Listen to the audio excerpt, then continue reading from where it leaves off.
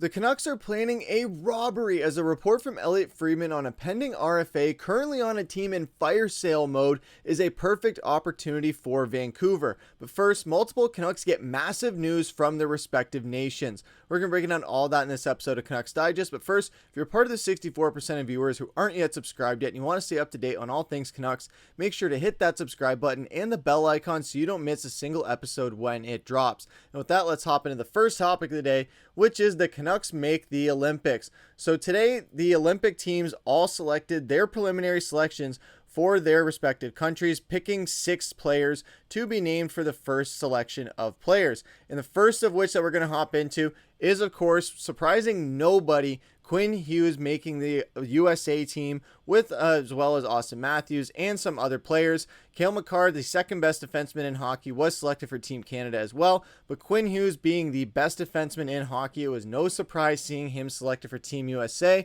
Then we move on to Team Latvia, where Teddy Blueger was one of the selections, surprising some folks and appearing on the Latvian team. And then the biggest surprise of them all, of course, was Archer Shilov's being selected as the goaltender for Team Latvia.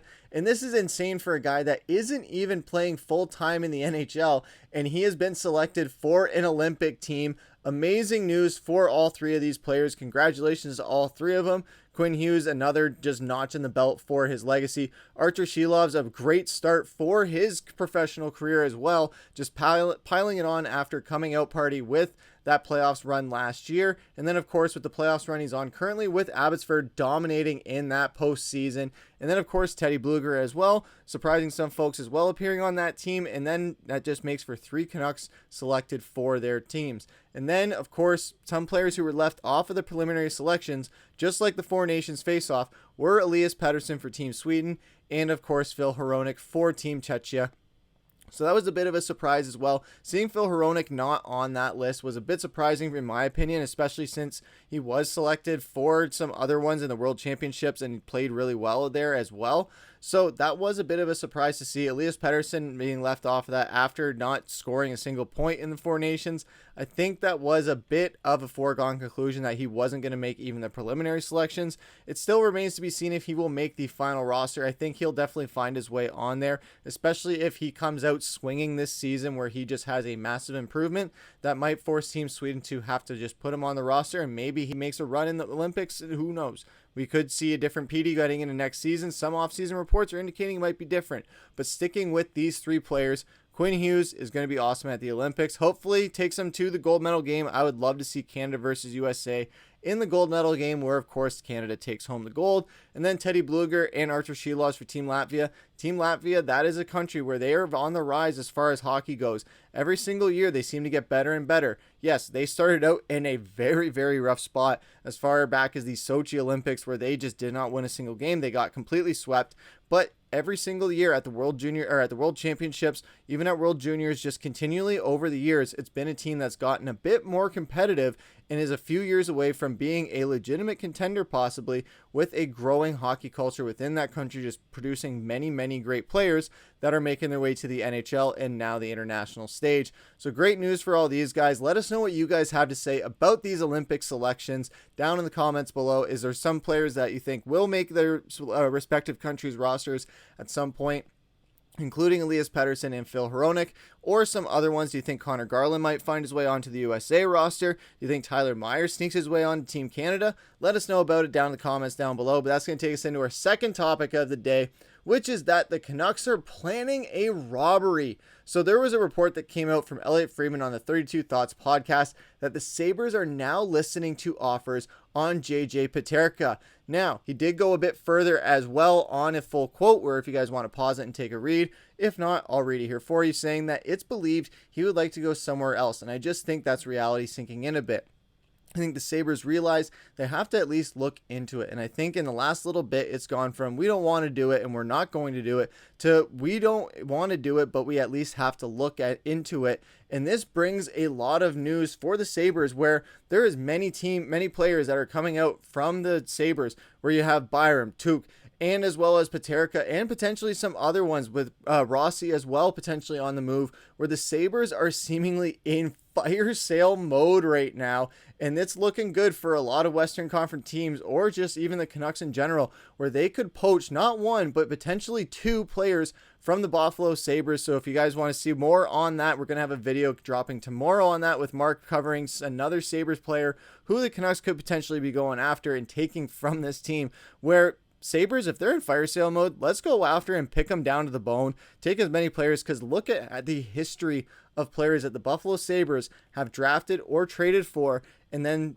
they pawn those players off after they did nothing for them because they're a losing franchise, and they go out and win a Stanley Cup. Jack Eichel obviously being the most notable of those. There's a few other ones as well, but this is huge for the Canucks as they have a massive opportunity here to go out and get a guy who would be a really good fit on this team. And if you look here at Peterka, he's a pending restricted free agent and is also viewed as a legitimate offer sheet target if he becomes an RFA without a new contract on July 1st. An offer sheet AAV in the fifth tier of compensation between $7 million and $9.36 million, in line with Peterka's projected cap hit on a long-term extension per Puckpedia, bringing him into about 4.6 average per year, or $4 million, would net the Sabres as a team's 2026 first, second, and third round pick.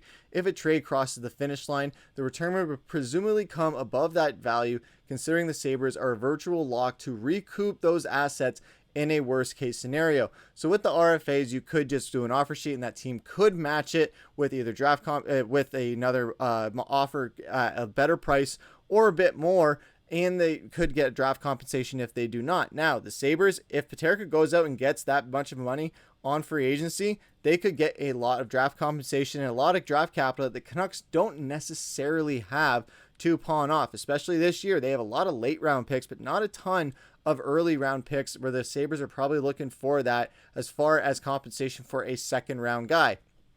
Now, a trade is far preferable to an offer sheet in terms of compensation for the Sabres, who need at least a top 9 winger in return for Peterka to help them shoulder his loss and keep their postseason hopes alive in 2025-2026, as if they even have a chance to begin with, in addition to potential UFA signings as they aim to end their playoff drought at the past 14 seasons.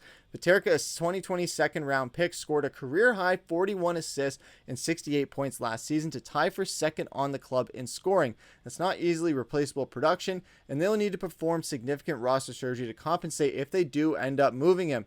Now, what I'm hearing is that this is a guy who knows how to produce. He's just on the wrong team, and if he can go to a team like the Canucks, he would fit in absolutely perfectly, especially when you look at that production ever since the German was drafted by the Sabres in the second round at 34 number overall. A left-handed right winger would fit in nicely as a potential middle six guy for this team, where he can alternate between the second and third line, especially when you look at that production as well. He's played a full season. He's played 77 games in those other 2 seasons as well, and he has proven that he can be healthy. He can perform at the NHL level on a team as abysmal as the Buffalo Sabres. We see there his career high at 28 points. He almost matched his career high this past season, and then exceeding that in assists as well. Continues to get better and better, where the growth is, you can see it right there, going from 32 to 50 to 68 points, and then as well as the goals and assists obviously growing with that to accumulate with that total. And then he has some experience in the AHL, obviously with the Rochester Americans, making a playoff run with them as well. So there is a guy here where he doesn't have a ton of NHL experience, but he has enough production and goal scoring capability, and as well as playmaking opportunities for the Vancouver Canucks to absolutely capitalize. Now, the question of what you give up for him, that's where things get a little bit interesting, and we could see the Canucks in a bit of a shaky situation, but this is something that we will see shake out after July 1st, I think, for sure, when we see what moves the Canucks do and do not make as far as re-signing players or going out and getting some guys who are unrestricted free agents, where they don't have to necessarily offer sheet them, where another team could match it, or the Sabres could match it, or they would have to give up some draft capital or something like that. I think this is a scenario where we could see something else shake out a little bit after July 1st onto July 3rd or maybe 4th, where the Canucks do eventually get a deal with him, where the Sabres might see, hey, this guy didn't take a deal anywhere else, or we tried to match each one of those offers, but he wants out of Buffalo. That's where the Canucks could sweep in with a potential trade, and we could see some Canucks players on the move after that free agency period opens up that isn't even contract related, and we could see some guys move that do also have some term attached to them. Now it's just a matter of who those guys are. Let us know who you guys think that would be down in the comments below. Who would you guys trade to get Peterka? Or are you guys in the camp of let's not go after him at all, let's go after another Buffalo Sabres player? Or is there multiple Buffalo Sabres players that you guys would like to see that are on the trade block come over to Vancouver? Let us know what you guys have to say about it down in the comments below. But that's going to do it for this episode of Canucks Digest. I've been your host, Griffin. Take care.